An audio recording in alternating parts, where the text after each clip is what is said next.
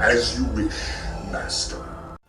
Hello, I'm popular audiobook producer Jarrod Matthew Hardy, and today I've been asked to do some reviews, so let's get to it! We gotta do this for the princess! Today I will be reviewing Star Wars Battlefront for the PS4 by EA Games and DICE, which came out yesterday. I had the privilege of playing it all day yesterday. I will only be reviewing the regular edition single-player modes for this game. I know one of the things that's important to me is whether or not it has split-screen, two-player, just regular local co-op. It does. It's 1 to 2 people, and then online it's got 2 to 40 players in the network.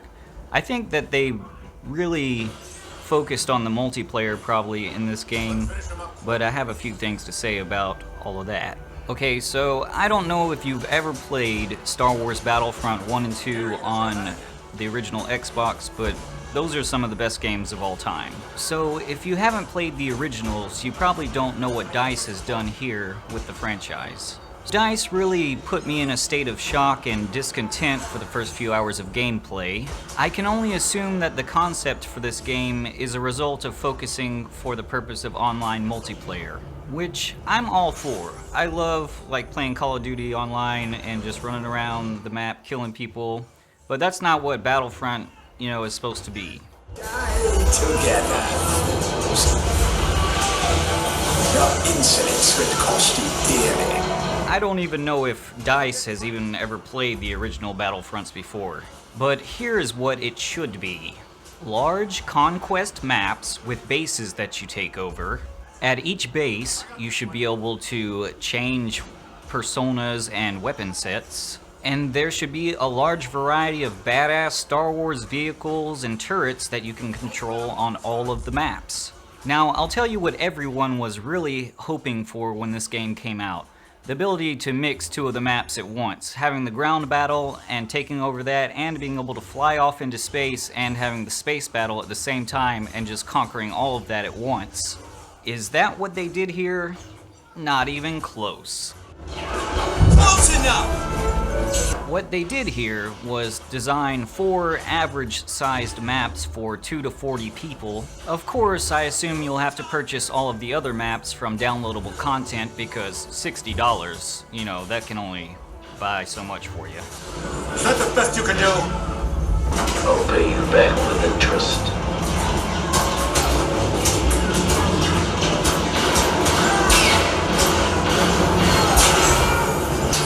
Is that your best shot? Now, I'll give you the benefit of the doubt, DICE. You were thinking 2 to 40 people running around on a map, how am I going to make this work?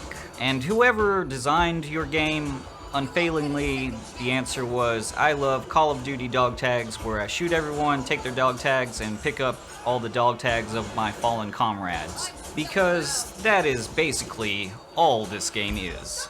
You'll need to do better than that. You basically have 2 battle modes with 4 maps that come with the game. On these maps, you can either play as a regular soldier or a hero. With the soldier, you can choose between different blaster settings and a couple of different other kind of weapon sets. It'll take more than that. For the heroes, you have the Emperor. Let us cut down the rest of these fools. You have Darth Vader. You have Boba Fett. And then on the other side, on the Rebel side, you have Luke Skywalker, Princess Leia, or Han Solo. As a soldier, you have a halo-like shield which recharges after you stop taking damage after a few seconds. As a hero, you have to find random health packs that pop up across the map every so often, just depending on the difficulty you're playing on.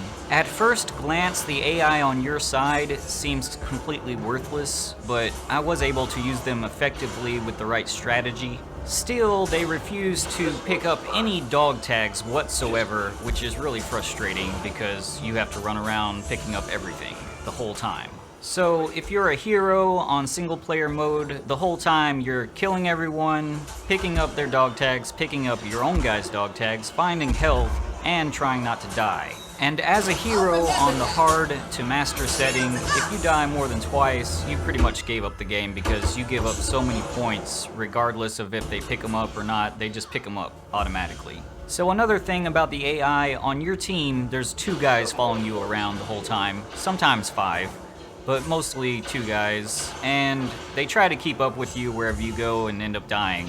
This does not give you the Battlefield experience that Xbox gave you on the original games, where it just seemed like an assload of guys were running around the map shooting everything. And on the opponent side, it seems like at max maybe 10 guys are running around the map. And on master setting, they put out some heavy infantry dudes that come out about halfway through the match to trip you up because it takes more blaster shots to kill them, and they can mow through you pretty well. Now, there's also a survival mode where increasing waves of enemies come at you from the Empire, but it's pretty stupid. Amateurs. This should do it. There's also a training mode where you drive the different vehicles, and it's kind of like a dogfight mini game, but it defeats the point of Battlefront. For Battlefront, you want to drive the vehicles in the middle of the battle with all the people, and not just have this one single mini game where you're dogfighting with a TIE fighter. You want it all combined. So look, DICE really dropped the ball on the concept for this game. So what's good about this game? You will die. In single player mode, not a lot. I mean, the graphics look really good. Now, this is the first game where you can just run around the map dominating with Boba Fett and some of the other heroes, but they really only have 3 attack moves. And I'm not gonna lie, playing with Boba Fett like this is a lot of fun. I just wish he had more weapons at his disposal. You'll have to do better than that. So get it my way. So, in conclusion, I give it a 2 out of 5. Didn't see that coming, huh? You mean nothing to me.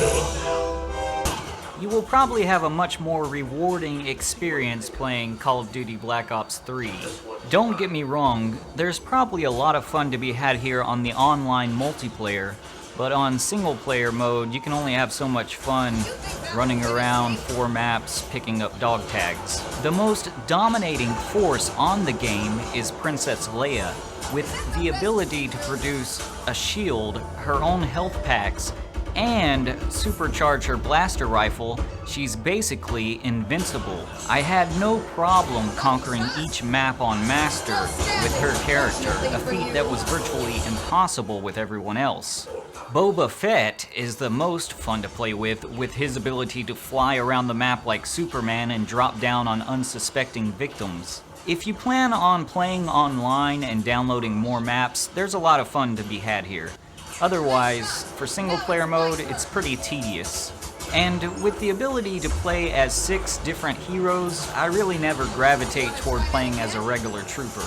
So, if you're going to play online and you love Star Wars, get this game, but don't expect a large single player Battlefront mode. And that's the bottom line, 'cause Stone Cold said so, bitches.